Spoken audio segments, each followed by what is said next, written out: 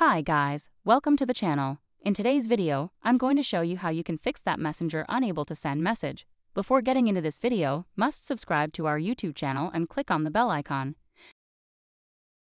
So the first step you simply need to do is to open Messenger. Then you need to click on 3 bars on the top left.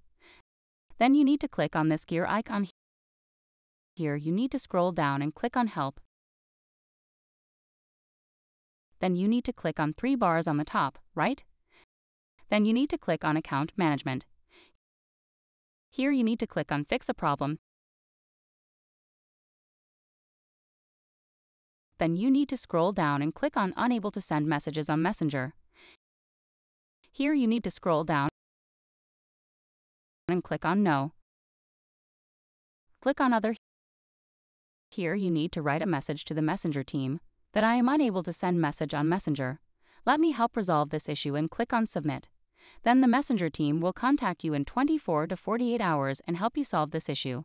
So I hope you find this video helpful. If you find this video helpful, must like this video, subscribe to our YouTube channel for future videos. We'll see you in the next video. Thank you, have a good day.